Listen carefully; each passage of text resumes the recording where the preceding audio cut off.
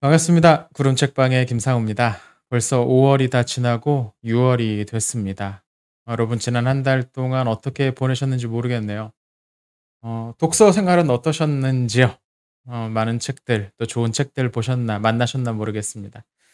지난 5월 동안 제가 만났던 책들을 여러분에게 소개해 드리려고 합니다. 가만히 훑어보니까 꽤 괜찮았던 책들을 몇 권 봤던 그런 한 달이었던 것 같습니다. 먼저 첫 번째로 본 책은 선능산책이란 책입니다. 이 제목에 선능이 들어가요. 제가 지금 살고 있는 곳이 지하철 선능역 근처인데 도서관에 갔다가 이 제목을 보고서 흥미로워서 뽑아 들은 책입니다. 하나의 소설이 아니고 몇 개의 소설들이 같이 이렇게 묶여 있는 소설집입니다. 근데 공통점이 있어요. 각각의 등장인물들이 어떤 부분에서 결핍 내지는 상처를 갖고 있는데 이야기하는 동안 계속 어딘가를 걷습니다. 이 걷는 분위기나 장소나 의미는 다 다른데 아무튼 걷습니다. 그러면서 사건이 진행되는 이야기이거든요. 전반적으로 좀 독특한 분위기의 소설이었고요. 개인적으로는 '아 이런 작가가 쓴 책이라면 다른 책도 한 번 더 읽어 봐도 괜찮겠다.'라는 생각이 들었습니다. 그러니까 괜찮게 봤다는 거죠. 한번 기회가 되시면 보셔도 좋을 것 같습니다. 두 번째로 본 책은 빨간 피터의 고백이란 책입니다. 어 이게 연극으로 상영도 됐다고 하는데요, 우리나라에. 저는 개인적으로 처음 들어봤습니다. 어 아마 아프리카였던 걸로 보이는데 아프리카에서 잡혀온 한 유인원, 아마 고릴라였던 것 같은데요. 그 고릴라가 몇 년 만에 사람처럼 진화를 하게 됐다는 거죠. 사람처럼 말하고 생각할 수 있게 됐다는 겁니다. 그러면서 한 학술원에 가서 자신이 이렇게 된 과정을 설명하면서 그때 자신이 어떤 느낌이었는지를 발표하는 그런 구조로 되어 있습니다. 이거는 원래는 인제 그 글로 돼 있는 건데 이거는 그래픽 노블이라고 해서 이걸 만화 형식으로 이제 바꿔 놨습니다. 그래서 쉽게 읽히긴 합니다. 원래는 인제 변신, 뭐 사람이 일어났더니 벌레가 되었다, 뭐 그런 줄거리에 있는 작품 있지 않습니까? 그 카프카가 썼다는 원래 원작이 있는데요. 그거 인제 그래픽 노블로 옮겨 놨습니다. 읽으면서 여러 가지 생각들을 하게 되고요. 조금은 어이없기도 하고 조금 기발하기도 한 그런 모양들이 있었습니다. 관심 있는 분들 한번 찾아서 보시면 좋을 것 같습니다. 그다음에 본 책은 광장에 선 기독교라는 책입니다. 미로슬라프 볼프가 쓴 책이죠. 최근에 제가 볼프 책을 계속 꾸준히 한 권씩 보게 되는 것 같습니다. 어떻게 하다 보니까 손에 자꾸 들어오네요. 이 책은 공적 신학에 관한 이야기를 하고 있습니다. 기독교인의 신앙이 어떤 교회 안에서만, 가정 안에서만 있는 어떤 사적인 영역에만 머물러 있을 것이 아니고 공적인 영역에 드러나야 하고, 그리고 드러내기 위해서는 어떤 것들을 해야 하는가를 잘 정리해 둔 책입니다. 이 볼프 책이 조금 어렵긴 합니다, 내용이. 근데 읽어 보면 건질 만한 것들이 몇 개씩은 꼭 발견되죠. 이 책에서 이야기하고 있는 공적 신학은 뭐 최근에는 이제 많이 이야기들을 되고 있는 부분이긴 한데요. 그래도 한번 정리한다는 차원에서 읽어 보실 만한 책이 아닌가 싶네요. 그다음으로 본 책은 그림책입니다. 내일이라는 책이에요. 누군가를 계속 쫓아가는 그림이 인제 계속해서 연속됩니다. 이런 문제들 저런 문제들 또 이런 장애물들을 넘어서 계속 그 누군가를 쫓아가는데 결국은 그 잡지는 못하는 것 같아요. 이 그림책이 이야기하는 게 저 앞에 있는 내일만을 쫓아서 달려가다 보면 지금 있는 것들을, 소중한 것들을 놓칠 수도 있다, 막 그런 메시지를 담고 있는 것 같은데요. 독특한 분위기의 그림과 함께 읽을 수 있는 그런 작품이었습니다. 그다음으로 본 책은 그림으로 보는 돈의 역사라는 책입니다. 뭐 제목에서 다 나와 있죠. 기본적으로 이거는 인제 돈과 관련된, 경제와 관련된 다양한 사건 속에서 역사적 그 장면들을 하나씩 옴니버스식으로 모아 놓은 겁니다. 근데 그럴 때 단순히 인제 설명만 하는 게 아니라 관련된 그 그림들, 근데 그림 뭐 저자가 그리거나 그림 작가가 그린 그림이 아니고 어떤 작품들 있지 않습니까? 화가가. 그런 것들을 함께 연결지어서 그 사건에 관해서 설명해 주는 그런 책입니다. 요새는 이런 식의 서로 좀 다른 분야들을 연결짓는 그런 책들이 많이 나오는 것 같아요. 생각해 보면 지난달에 그 물리학, 빛과 관련된 물리학과 미술을 또 연결시켰던 그런 책들도 있었죠. 이번 책은 경제학 그 약간 개론 아니면 경제학의 그 관련된 여러 개념들, 쉬운 이야기들을 풀어내면서 그런 그림과 같이 연결해서 풀어낸 책입니다. 개인적으로 재밌게 봤고요. 다만 뭐 여기 나온 것들이 아주 신기하고 새로운 것들이 담겨 있지는 않아서 이미 이 부분에 대해서 많이 알고 계신 분들은 뭐 넘어가셔도 괜찮을 것 같습니다. 자, 그다음으로 본 책은 우석훈이 쓴 슬기로운 좌파 생활이라는 책입니다. 제목부터가 좀 트렌드에 맞춰서 애써서 좀 붙이려는 느낌이 들죠. 슬기로운 무슨 무슨 생활 뭐 요런 얘기들 무슨 드라마도 있었던 것 같은데요. 제목에서 인제 좌파 생활이라고 나오죠. 우석훈은 스스로를 좌파라고 부릅니다. 근데 오늘날 그 좌파가 우리나라에서 찾기가 대단히 어려워졌다는 거예요. 그러면서 여러 가지 우리나라에 있는 문제들 특별히 경제적이고 정치적인 문제들은 "좌파가 실종됐기 때문에 나타난 거 아니냐." 뭐 그런 이야기들도 살짝 하고요. 근데 제목에서도 좀 볼 수 있듯이 약간 달관하는 느낌이 듭니다. 무슨 말이냐면 우리나라에서 좌파가 한동안 앞으로 득세할 것 같지도 않고 집권은 더더욱 힘들 것 같고 뭐 그런 상황에서 자본주의의 모순을 누군가 끊임없이 지적하고 깨뜨리는 사람들 거기에서 이제 좌파가 나왔는데 그런 사람들이 없다 보니까 "이 문제가 계속 이대로 갈 것 같다." 뭐 그런 이야기들도 하고 있고요. 개인적으로는 우석훈의 글을 좋아하는데요. 일단 재밌게 쓰고 정성스럽게 분석합니다. 앞으로 우리나라가 향후 어떻게 나아가게 될까에 대해서 대충 좀 비관적으로 보고 있는데 개인적으로 이 책을 보면서 '아 그렇지. 그렇게 되겠지.' 하면서 약간 마음을 같이 내려놓은 상태? 뭐 그렇습니다. 재밌습니다. '내가 좌파가 아니다.'라고 생각하시는 분들도 한번 읽어 보셔도 좋을 것 같아요. 네. 자, 그다음으로 본 책은 만화입니다. 사기병이라는 책인데요. 이 책은 그 작가가 어느 날 갑자기 말기 암 선고를 받아서 그 투병하는 과정의 이야기를 그림으로 엮어낸 겁니다. 당연히 마음이 아프죠, 읽으면서. 저도 읽으면서 여러 가지 생각들도 많이 들고 안타깝기도 하고 응원하게도 되고 그런데요. 어 많이 씩씩해지려고 애쓰는 그 모습이 전 쪼금 더 좀 마음이 아프더라고요. 그러면서 우리가 환자를 바라보는 그 주변의 여러 사람들의 그 말 한마디 행동 하나가 얼마나 크게 환자들에겐 다가오는가 그런 생각을 좀 한 번 더 해 보게 됐습니다. 이 책은 한번 보시면 좋을 것 같습니다. 만화니까 금세 읽히는데 우리의 생각의 여러 가지 것들을 좀 던져 주는 그런 책이 아닌가 싶네요. 어 참고로 이 작가는 아마 세상을 결국엔 좀 떠난 것 같습니다. 예. 아쉽네요. 그다음으로 본 책은 일요일의 역사라는 책입니다. 후스토 곤잘레스 교회사 관련해서 여러 가지 그 좋은 책들 많이 내고 있는 쉬우면서도 학문적으로 잘 여러 가지를 담아 놓은 그런 책들을 쓰는 저자죠. 그래서 후스토 곤잘레스가 썼다 그러면 일단 읽어 볼 만한 뭐 '가치는 있다.'라고 생각하셔도 좋을 것 같아요.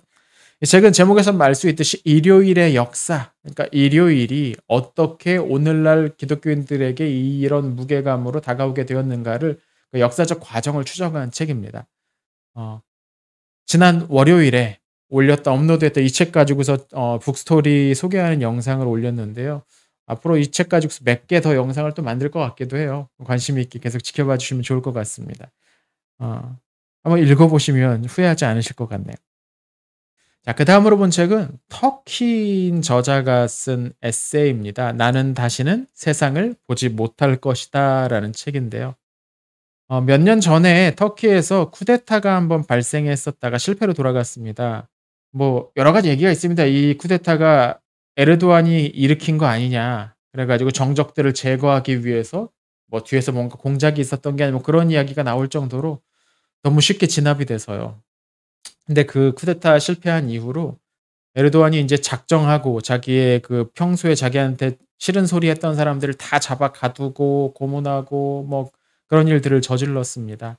그중에 하나가 이 책의 저자인 아흐메드 알탄이라는 소설가 그리고 기자였던 것 같아요.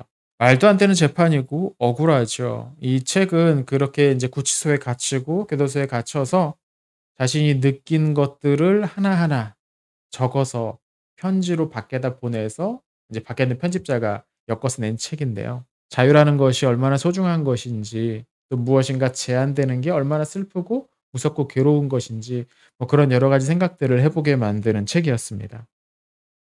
다음은 나는 인공지능을 변호한다라는 책입니다. 이 책의 저자는 변호사인데요. 인공지능과 관련된 다양한 주제들을 법률적인 내용과 같이 섞어서 설명을 하고 있습니다. 이 책도 일종의 융합이라고 볼 수 있는데요. 뭐 인공지능이 저지른 범죄 행위는 어떻게 처벌을 할 수 있을지, 또 인공지능은 법적인 인격을 가질 가능성이 있을지, 뭐 그런 다양한 법률과 관련돼서 법률적인 문제가 제기될 만한 부분들을 다양하게 두루 살피고 있습니다. 그러면서 저자는 인공지능을 우리가 피해갈 수는 없으니까 어떻게든 이것을 우리 삶 가운데 받아들여야 할 것이고 그것이 무리 없이 받아들이기 위한 여러 가지 준비들 그런 것들이 필요하다라고 이야기를 합니다. 전반적으로 인공지능에 관한 상식을 한번 조금 더 두텁게 쌓을 수 있는 그런 책이라서요. 기회가 되시면 뭐 한번 보셔도 좋을 것 같습니다. 다음으로 본 책은 존 롤스 정의론이라는 책입니다. 황경식이라는 저자가 썼는데요. 이 저자가 이 롤스의 정의론을 우리말로 번역한 번역자였다고 해요. 존 롤스의 정의론을 우리나라에 어떤 좀 대중적으로 많이 알려준 사람은 마이클 샌델인 것 같습니다. 정의란 무엇인가? 또 공정하다는 착각 뭐 이런 책들이 우리나라에 유행을 하면서 우리로 하여금 이 정의롭다는 것이 어떤 것인지 조금 더 깊이 생각해 보게 만들죠. 생각보다 이 정의가 뭔지를 정의하는 게 쉽지가 않습니다. 롤스의 정의론은 그래요. 어 우리가 어떤 존재로 태어날지 부자일지 가난할지 백인일지 흑인일지 남자일지 여자일지 뭐 아무것도 모르는 상태로 어떤 존재로 태어날지 모르는 상태로 어 있다고 생각을 해 보자. 그렇다면 이 사람들에게 나에게 나는 어떤 사회 제도를 받아들일 것인가 선택할 것인가를 한번 생각해 보자는 거죠. 저는 꽤 흥미로운 부분이라고 생각을 하거든요. 이 책은 그 롤스의 정의론 전체를 읽기가 어렵죠. 두꺼우니까. 어려운 사람들을 위해서 그 책을 다이제스트하게 좀 요약해 놓은 책입니다. 이 책을 읽으시고 '아 이거 흥미로운데?' 싶으면 이제 직접 원전을 찾아 읽어 보시면 되겠죠. 저도 아직 읽어 보진 않았지만. 그래서 여러 가지를 잘 정리해 뒀고요. 그냥 단순히 요약만 해 놓은 게 아니라 저자 자신이 이런 비유도 들어가고 저렇게 설명도 하고 나름 또 이렇게 잘 카테고리화 해 가지고 이것들을 풀어 주고 있습니다. 괜찮은 요약 서적이었던 것 같아요. 그다음으로 본 책은 하나님을 위한 예술이란 책입니다. 책이 표지가 시원해요. 파란색으로. 이 책은 기독교와 예술 사이의 관계 내지는 기독교 예술이 어떤 의미를 가지고 있는지 존재 의미가 있는지 또 어떤 식으로 나아가야 할까 뭐 이런 내용들을 짧게 다이제스트하게 좀 요약형으로 제시하고 있는 일종의 개론서라고 할 수 있습니다. 저는 꽤 잘 정리된 책인 것 같아요. 기독교 예술은 그것이 무엇인가 뭐 복음 전도를 하거나 아니면 기독교적 이야기를 선포하기 위한 목적, 기독교적 그림을 그리고 성경에 나온 어떤 조각을 하고 꼭 그런 것만이 의의가 아니고 그 자체로 진선미, 그러니까 선하고 진리 참되고 아름다운 것들을 표현한다면 그 자체로 의미가 있다. 그 자체로 기독교적이다라고 할 수 있다. 그런 이야기들을 하고 있습니다. 저는 그 주장에 대해서 적극 동감을 하는데요. 기독교 예술에 대해서 관심들이 생각보다 좀 부족하고 또 모자란 것 같기도 합니다. 이 책은 이런 부분에서 가장 기본적이지만 뭐 두껍고 어렵고 그런 책은 아니라서 가장 기초적이지만 '아 우리가 그렇게 바라봐야겠구나.'라는 수준의 어떤 최소한의 상식을 제안해 주는 책인 것 같습니다. 이 부분에 대해서 '난 아는 게 전혀 없다.' 그러시면 일단 이 책 읽고 나서 좀 더 생각해 보시면 좋을 것 같네요. 자 다음으로 본 책은 "우리 아이 있는 그대로 존중하려면"이라는 책입니다. 부모 교육과 관련된 책이에요. 저자는 교육학을 전공하고 가르치고 있는 분이고요. 자신이 그동안 교육학을 공부해 오면서 또 자신의 그 아이를 키워 보면서 어떻게 하면 아이에게 부모가 뭔가를 강요하거나 억지로 부여하지 않고 아이를 존중하면서 있는 그대로 잘 가르쳐 낼 수 있을까, 양육할 수 있을까에 관련된 고민들을 에세이 형식으로 여러 개로 나눠서 써 놓은 책입니다. 그렇게 한 글마다 호흡이 길지 않아서 읽는 데는 그렇게 어려움이 없고요. 개인적으로는 '아 괜찮은 방식이 아닐까.'라는 생각이 듭니다. 우리 같은 경우 아이를 잘 키운다는 게 뭔가에 대한 고민이 거의 없이 그냥 '남들 하는 건 나도 해야지.'라는 식으로 무작정 따라가는 경우들이 많이 있거든요. 학원 보내야 애들을 무슨 다 학원 다닌다면 학원 보내고 뭐 바이올린 배운다 그러면 다 클래식 악기요 다 돌려보내 시키고 요새 이 부모 찬스 얘기들이 많이 나오지 않습니까? 부모가 뭐 고위직 공무원이다 아니면 좀 사회적으로 어느 정도 위치가 있다 그러면 그 자신이 가지고 있는 지위, 재력, 정보력을 가지고 애들한테 온갖 것들을 만들어 내죠. 다른 평범한 아이들이라면 할 수 없는 무슨 논문에 참여시키고 공저자로 막 이름을 올리기도 하고요. 이게 얼마나 그 왜곡되고 일그러져 있는 부모의 모습인지 이 책을 보면서 한 번쯤 생각해 볼 수 있지 않나라는 생각이 듭니다. 정말로 아이들을 위한 교육은 어떤 것인지, 아이들을 제대로 키워낸다는 건 무엇인지에 관해서 부모들이 생각해 볼 부분들이 많이 있지 않나 싶습니다. 자, 그리고 5 월에 마지막으로 본 책은 1 세기 교회 예배 이야기라는 책입니다. 이 책은 제가 앞서도 읽었고 또 읽었다고 소개해 드렸는데요. 이번에 다시 한번 보게 됐어요. 이 책을 가지고 영상을 찍기로 했습니다. 이제 곧 앞으로 이 영상도 인제 나오게 될 텐데요. 간만에 다시 인제 본 책이고 뭐 소감은 지난번에 말씀드렸으니까요. 1 세기 매우 초기 교회 예배의 모습은 어땠을까 하면서 오늘날 예배에 대해서 한 번 더 생각해 보게 만드는 그런 책입니다. 아직도 안 읽어 보셨다면 꼭 한번 읽어 보실 만한 가치가 있는 책이 아닌가 싶네요. 자, 이렇게 5월 한 달 동안 읽었던 책들을 여러분에게 소개해 드렸습니다. 이 중에서 꽤 좋은 책들을 많이 만났어요. 여러분 들으시면서 어떤 책에 관심이 생기셨나요? 댓글로 한번 적어 주시죠. 그리고 여러분이 추천하는 책이 있으시면 또 역시 댓글로 소개를 해 주십시오. 자, 벌써 6 월입니다. 6 월은 제가 태어난 달이죠. 여러분 6월 한 달 동안 '오늘은 해가 좀 많이 기네. 왜 이렇게 해가 지지 않을까?'라고 하늘을 쳐다보신다면 그날이 제 생일입니다. 기억해 주시고 마음속으로 축하해 주시면 감사하겠습니다. 6 월에 여러분도 좋은 책들 많이 만나셨으면 좋겠습니다. 저도 열심히 또 읽고 영상도 만들고 여러분에게 소개도 해 드리고 하겠습니다. 언제나 구름 책방에 관심 가져 주신 여러분 감사드리고요. 시청해 주셔서 감사드립니다.